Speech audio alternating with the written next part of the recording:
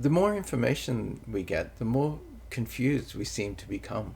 Business owner, educator, and lifelong observer of politics and economics, making sense of complex issues. I just heard someone talking about the possible downturn coming because cardboard box manufacturing is down a few percent.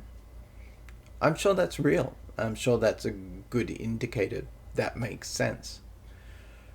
But a lot of this is not making sense to regular people. We are looking at figures from all over the place, and nobody really knows what to do with them. I'm sure the professionals do. I'm sure those corrugated box people are great predictors of how the economy is going to go. But for everyday people, it's getting very confusing. I'll give you an example. I did the tariff video where I said, people were touting how wonderful the tariffs are. And I suggested, well, yes, that's expected. You will get a great boon from that because you import so much stuff.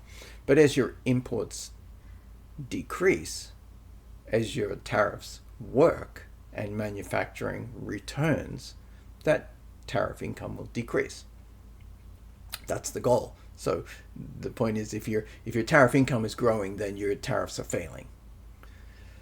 But the other confusing thing that came out of that was that I saw a lot of people talking about how the treasury deficit had been fixed, that the country was now in surplus, and that the tariff money had saved the economy from this chronic deficit that I can't even remember how long it's been in deficit. I'm going to go a couple of decades.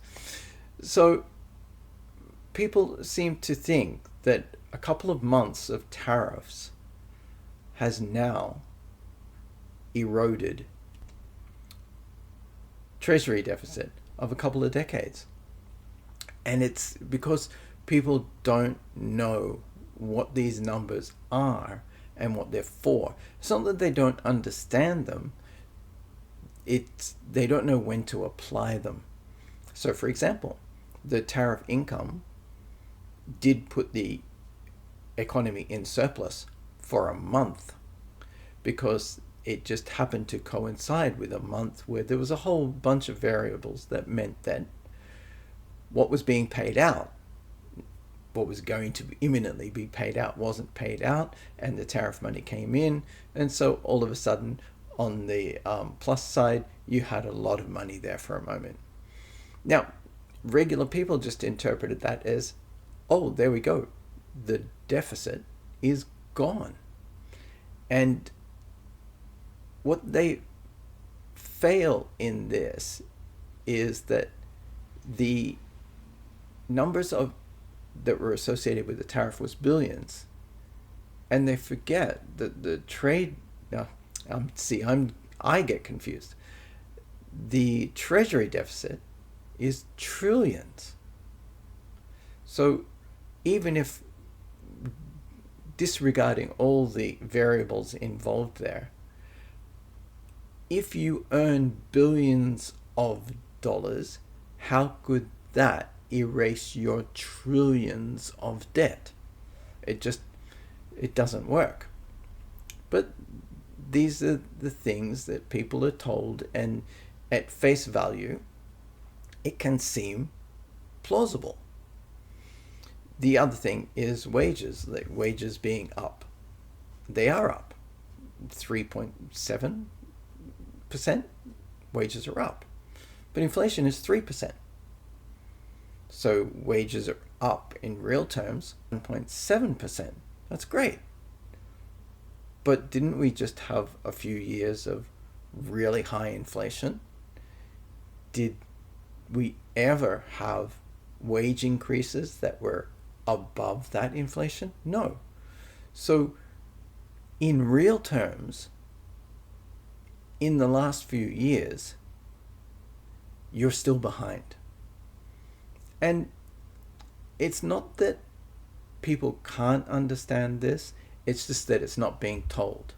It's not being simply explained to people. Not that it's overly difficult, but just that it does get confusing. Look at me getting confused with trade deficit and treasury deficit. It happens. It's human. It's normal. If we want people to understand how the economy works, or if we want people to understand how the economy is going, we have to tell them that a country is not a business. It doesn't need to be run like a business. It doesn't have the conditions of a business. For example, a country can print money. A company can't. It can issue shares. But, there are limitations. A company must increase its share price. It must make profit. A country doesn't need to do that. The stock market is another example of something that people are very confused about. They see that the stock market is going up and they think that somehow relates to them.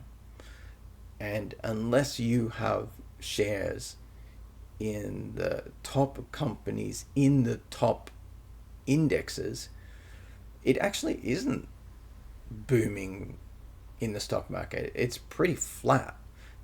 The S&P 500, which is the top 500, out of that, only the top are up around 8%. So it's not like every stock on the stock market is doing well, and therefore it's an indicator that the whole economy is doing well.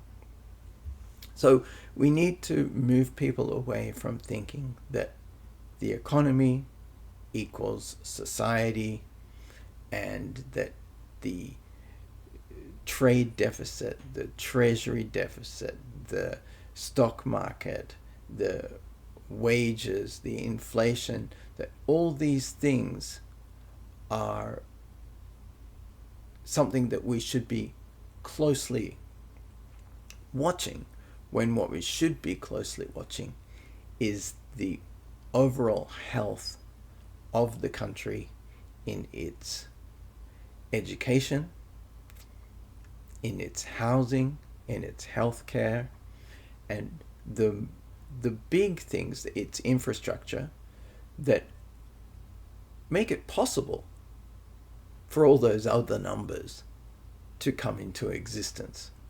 If you're still here, honestly, you have no idea how much it helps if you subscribe. I'll keep these coming.